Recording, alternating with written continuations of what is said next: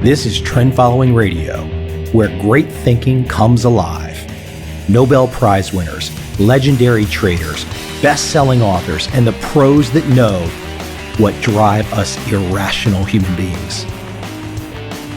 I am your host, Michael Covel. Not filtered, raw, honest. That's my passion.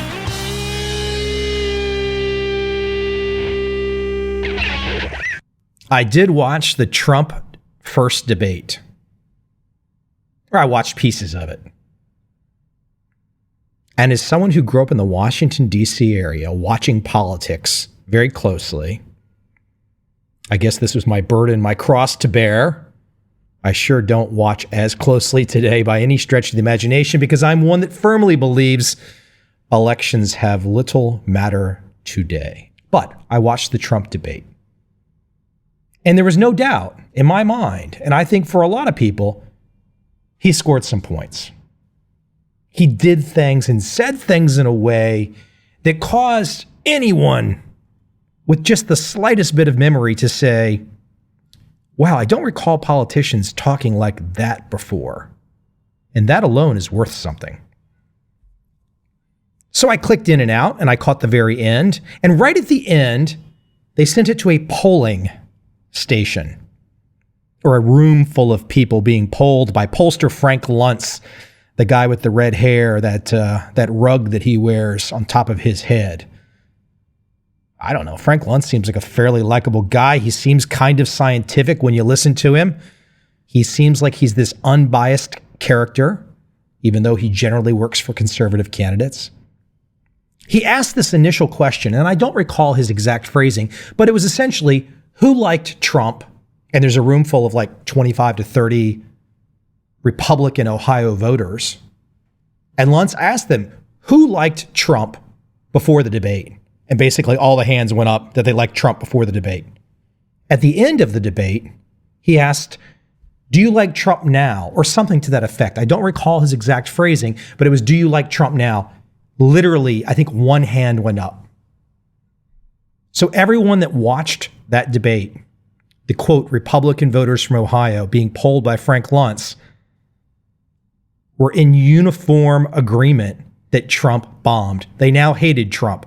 One debate later, they hated Trump. I went ahead and went to the Drudge Report. And the Drudge Report had a poll up asking people, who do you think won the debate? Trump was like at 40%. And I think it got up to like 50%. And that was kind of how I felt. I felt like the guy made some points. This has nothing to do with politics, what I'm talking about right now. This has to do with the use and misuse of statistics. Because basically anybody can make any point they want depending on how they use or misuse stats. Ultimately, that's my point with Frank Luntz. Perhaps Drudge was doing the same thing. I decided to dig a little deeper on this character, Frank Luntz. I found a great video from one of my favorite skeptics, Penn Jillette of Penn and Teller fame. But consider Penn and Teller's investigative report into Frank Luntz and his polling methods. The key in survey research is to ask questions that people care about the answers, and to ask a question in a way that you get the right answer. The right answer? So who gets to decide what is the right answer? The pollster. What you will find is that to virtually the same question with just a single change of wording, you'll get a very different reaction in terms of how they think and how they feel. Luntz hit the streets of Santa Monica to hit on old ladies. Demonstrate his, Jesus Christ, this is really fucked up point. Watch how he got this man to give two different answers about government spending on illegal immigrants. Does the federal government spend too much or too little on social programs for illegal immigrants in this country? I think they spend too much on illegal programs for immigrants. Would you deny emergency room care to an illegal immigrant? No, I wouldn't. Would you deny the children of illegal immigrants the ability to attend a public school here? No, I wouldn't. So you'd spend money on education for them, and you'd spend money on health care for them, but you think we're spending too much money on them? Yeah, I do. See? He got the answer he wanted, which means he can get the numbers he wants and can act like it's true and scientific. But don't worry, we can play that game. Most people don't regard what I do as manipulation because it's based on science. But there is a little bit of art to it. More than a little, Matisse. Let's play along. Approximately 10 cars drive by during this clip. Hey, Lutz, you're an idiot! And one thinks Luntz is an idiot. So by our poll, 10% of the world's population thinks Frank Luntz is an idiot.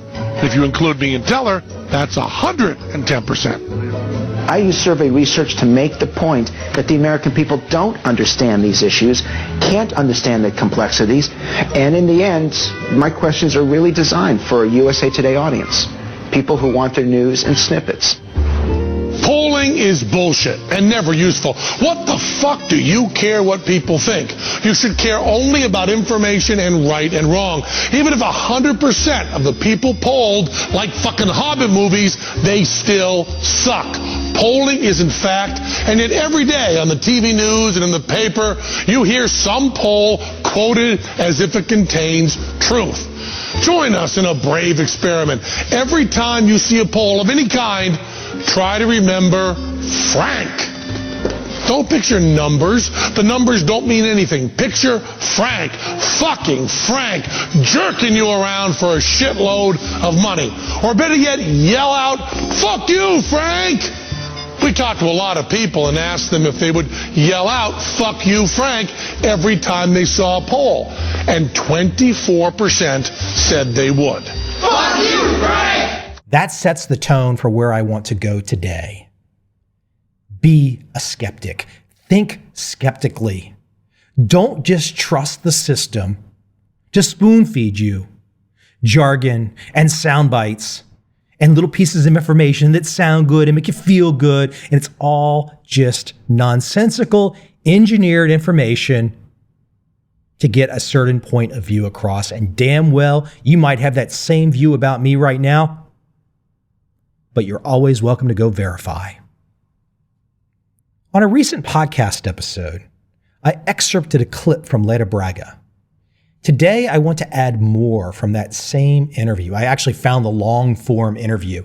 This first clip from her, and she is probably the most successful trend-following woman on the planet today. This first clip, she talks about forecasting versus risk management. The fundamental way of trading is all about forecasting. The trend-following way, the systematic way, it's all about risk management. Consider her wisdom. The systematic approach shifts the emphasis from the forecasting to the risk management. And that is very powerful about it, right? Because that enables you to be contrarian. So, you look at 2014, we all had good years on the CTA side, partly because we were long fixed income. And, who was the discretionary trader that would have been keen on being long fixed income in 2014 when the whole world thought that rates were only going one way? That's right. Jeff got luck. And so you think, so we were able to be contrarian. And you ask yourself, well, why does the investor let me? I don't know. The discretionary guy, big portfolio manager, walks up to the I'm long fixed income. I don't know that the investor is going to appreciate that in 2014, and yet they let us do it. So why do they let us do it? Because as a package, we work. So if you deploy the objective thinking all through your portfolio and in a diversified way and in a disciplined way, then you've got a license to be long fixed income in 2014. And occasionally that works. It's a contrarian view, but that works. And so that's my reflection on it, the shift between the forecasting to the risk management. In this next excerpt, she talks about the critique of trend following and systematic trading as black box. But she says quite clearly, there are some extreme advantages to systematic trading, to trend-following trading, to using rules automated in a computer. Even if us human beings don't want to trust the computer, even if us human beings want to throw out the pejorative when we hear about an automated trading strategy and just scream black box. I mean, it's literally, and I've talked about this in my podcast before, there are people that hear about systematic trading, they hear about trend following, and they just scream black box. Like somehow or another, by saying black box, They literally think they have answered the questions. They have refuted the debate. They have won the conversation. Here is more from Leda Braga. Well, quants always also have a history of protecting their algorithms, protecting their computer models, which makes sense. But, for investors, the black box, they might call it, is been a bit of a turnoff because they can't really understand what's inside the black box. I mean, is that something that you're seeing that the boxes are becoming maybe a little bit more transparent? Or? I know. I'm on a mission to turn that into the white box. Turn the black box into the white box. I think it's unfair. I think, because we have to protect the IP, we don't go off disclosing the details of the algorithms that we run. But the parameters, the thesis, the principles behind the algorithms are better articulated than in any other sector of the industry.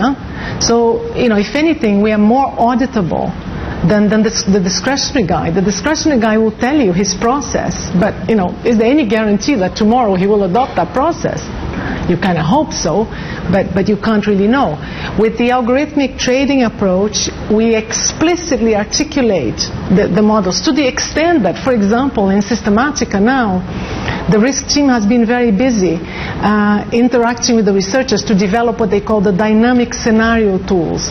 And so the traditionally risk teams will do scenario analysis, right? So they'll look at your positions, the portfolio positions that you've got right now, and they'll apply some moves to those positions. So they say, well, on the day of the Lehman bankruptcy announcement, this is what the markets did. Let me see what your positions would have made or lost if you went through those market moves. Well, one thing that we can do if you are a systematic shop, you're not limited to one move. If you care to tell me what the market did over a long period of time, I can tell you how the model would have performed, which is something that you can't really do with a discretionary trader, right? I mean, the guy might just not want to cut, or might deviate from his usual process, or might read the wrong piece of news and make the wrong decision. Whereas with us, the process is fully described in the algorithm, right? So a dynamic scenario tool shows you how that trader, that algorithm, will actually trade through that path of the markets. And it's a very powerful thing. Mm-hmm. And so, I think the risk controls are very strong. And if anything, as I say, I think it's unfair to call us we're the white box, not the black box. All right. Well, you were recently quoted as saying that systematic trading will dominate the way people invest in the future. Obviously you do believe that. Why do you believe that? And how close are we actually to experiencing that future? Good question. No, I believe in that because, think about the world that we live in, right? Nobody makes one business decision without doing some data analytics. The data is captured everywhere. That's the way things are going. You want to get a cab, you go to Uber, and you don't even look for the car. You look at your screen to see where the car is, right? So I do think that in a world where there's regulatory pressure for more auditability, there's investor pressure for lower fees, I think that the systematic approach will probably prevail in the long run. And I think, the time scale for that, it's anybody's guess, but I would think the next 10 years for sure. And I think that the stumbling block, we were talking about that earlier, weren't we? The stumbling block is this, the algorithm aversion, right? We as human beings have got to try to be a bit more rational about evaluating what the algorithms do for us. And there's quite a lot of studies in the academic world about how we all prefer a human being to do the job for us, even if we know the human being will do a worse job. So I was reading this Harvard Business Review paper. It's a February paper, so it's a recent paper. And it talks about why we just don't go with the algorithms. And it talks about experiments that they have run where, you can use algorithms for all sorts of predictions. You can use algorithms for scoring students for admission in a university. We heard in the news not long ago that one of the banks uses algorithms for compliance screening. So they try to detect patterns of behavior in their staff to see which members of staff should be more closely monitored by compliance. So, we know that these techniques work, and yet we shy away from them, and we scrutinize the algorithms, with a lot less tolerance than we scrutinize human actions. I think that is really the stumbling block, and I think the passage of time and as I say, the fact that you call your Uber cab and you don't even look for him, you look at your screen to see where he is. I think over time people will become more amenable to it and will adopt it more readily. Mm-hmm. I find the black box critique goes right alongside the survivorship bias critique. For whatever reason, when trend following strategies are brought forth, put on the table, there's like this random guy that sits in the back corner of the room that doesn't know what the fuck he's talking about. And he just raises his hand and he says, "What about survivorship bias? You've picked the lucky winner. There were a million other trend following traders that all failed, so the one that you've picked is lucky and he's probably going to blow up tomorrow." I just don't understand that type of thinking. I mean, I do understand it. It's generally an agenda. Take, for example, the turtle trading story. At least a half dozen of the original students taught by Richard Dennis and Bill Eckhart have had decades-long success stories.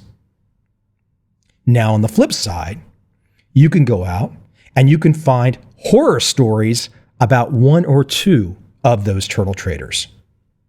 Now, you might say, "But Michael, you've picked the trend-following turtle trading winners. What about these one or two turtles over here that failed?" I guess that's a fair point. But shouldn't you want to look at why they failed? Instead of just assuming that some of them failed because they were just on the variance of the distribution, they just fell outside and they did everything the same as everyone else that were the winners, but they just failed. No fault of their own, they just failed. It sure seems like to me that when you dig in to why certain trading strategies fail, to why there might be losers in a certain population of a certain style of trading, there's reasons. Sure, I'm not saying survivorship bias is not an issue. But if you think you can just say survivorship bias, therefore, it's all excluded, it was all irrelevant, it was all luck, you're welcome to take that position. Getting back on track, I want to go back to some of Leda Braga's points. She made some great points about black box, about discretion, about systems, about preferring a human, even if the human does a worse job than the machine. There are people out there that want that. They want the human being, even if the human being is a clod. So what is the fear? What is the fear that people have about computers, about automation, about systems? One of my favorite philosophers is Daniel Dennett. I've spoken about him on this podcast before. One of his great books is Intuition Pumps and Other Tools for Thinking.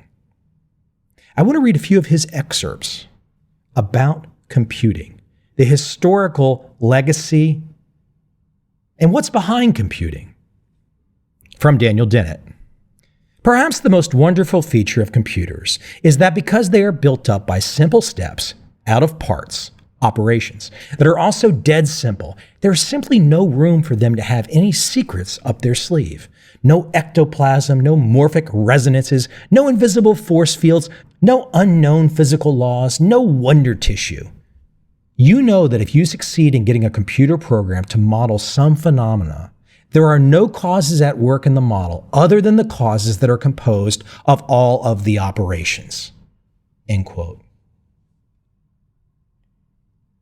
If I put that in trend following context, that means trend following is nothing more than rules that you can write down on a piece of paper. Little formulas, simple. And then you simply transfer those rules to a computer program. The computer program is not thinking, it's acting on what you tell it to do. And it will do the same thing with rigid consistency all of the time. Continuing from Daniel Dennett. The idea that an algorithm is a foolproof and somehow mechanical procedure has been present for centuries, but it was the pioneering work of Alan Turing, Kurt Gödel, and Alonzo Church in the 1930s that more or less fixed our current understanding of the term. 3 key features of algorithms will be important to us, and each is somewhat difficult to define. Number 1, substrate neutrality. The procedure for long division works equally well with pencil or paper or parchment, neon lights or skywriting, using any symbol system you like.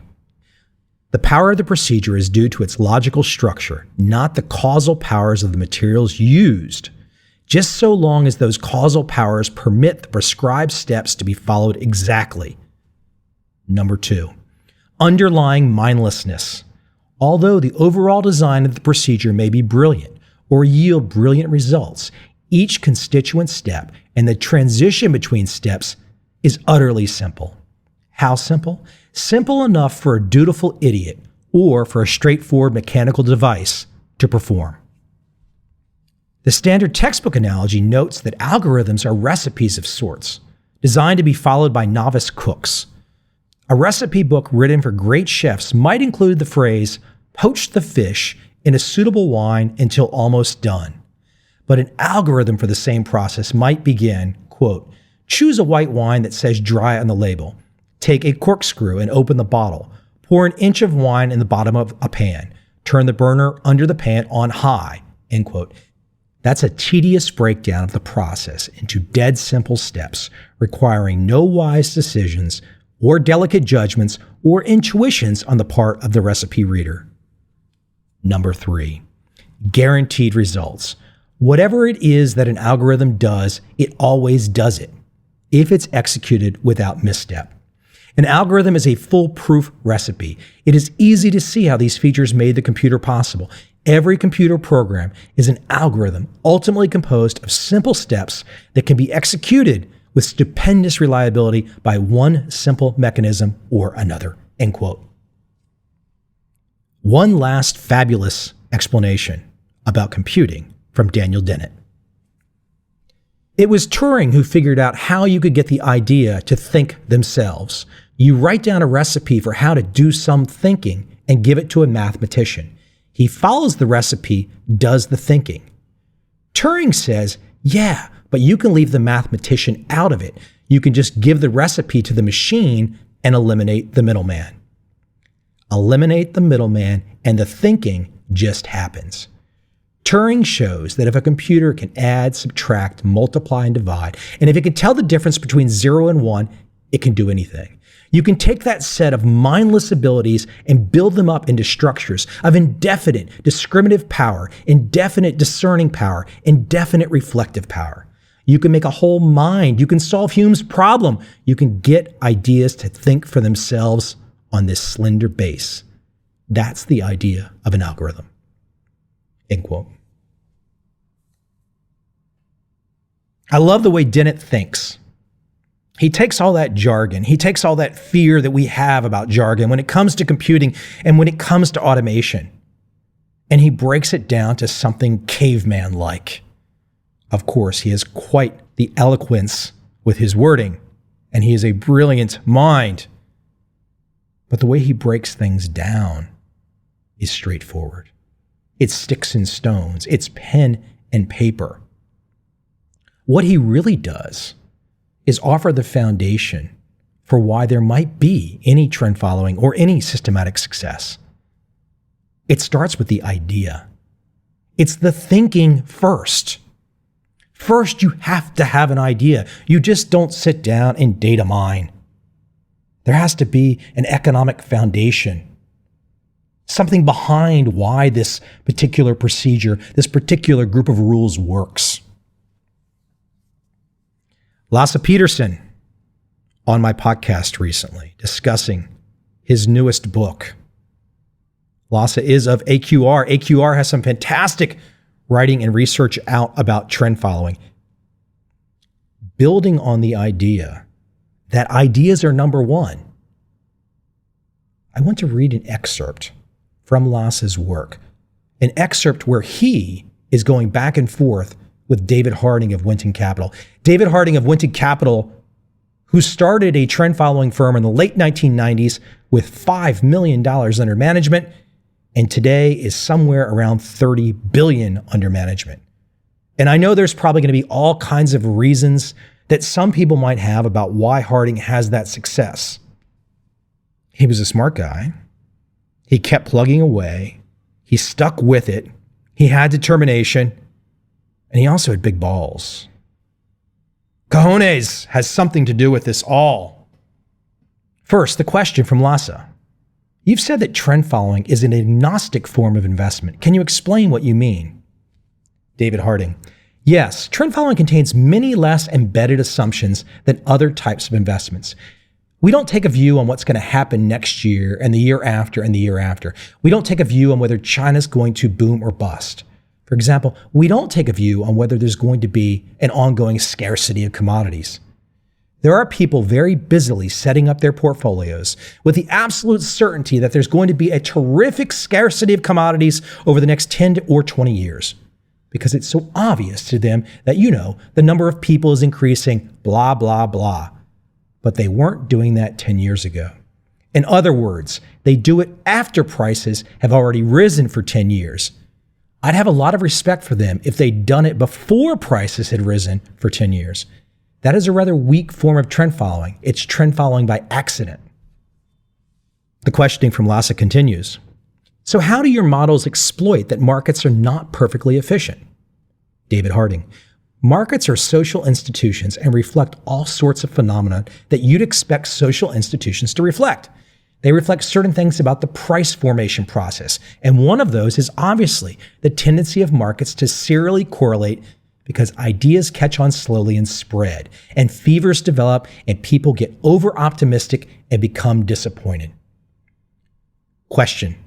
Are there some circumstances or events that illustrate the value of managed futures, of trend following? David Harding responds. We tend to make money out of surprises, and people are very bad at foreseeing surprises. If you just look at history of the last 100 years, the First World War came out of clear blue sky. Talk about the efficient market theory. Bond yields and stock prices didn't move on July 5th, 1914, or July 23rd, 1914, despite the assassination of Franz Ferdinand a month before.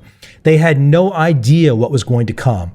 So the market didn't efficiently discount the First World War. Then we had the Communist Revolution in Russia. Efficient market theory didn't get that. Same with the Second World War. Hitler, the arms race, the invention of computers. It's just been one thing after another in terms of completely surprising the markets. And I'm not even touching on the last 20 years, the collapse of the banking system, and so on. Question. So how does trend following benefit from surprises? David Harding.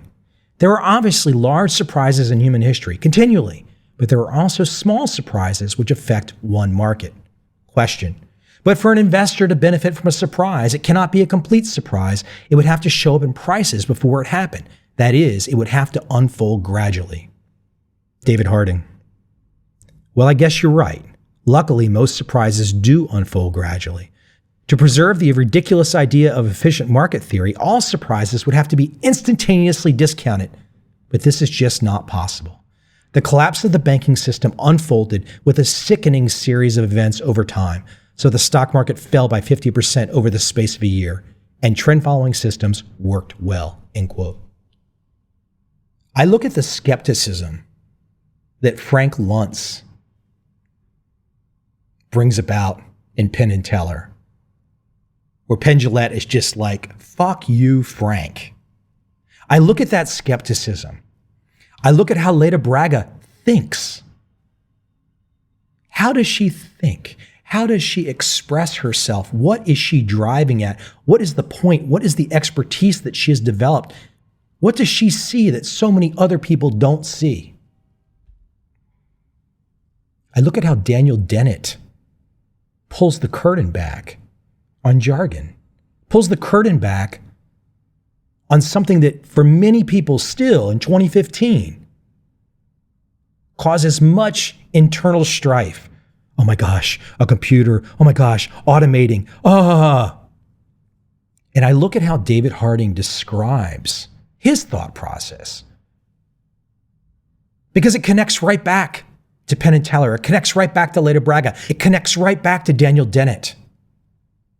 All of those individuals, skeptics, all of those individuals looking deeper at the use of numbers, deeper at the use of statistics. You want to be a contrarian. You want to be on the other side of the coin. Don't be with everyone. Stand to the side. That's where the opportunity is.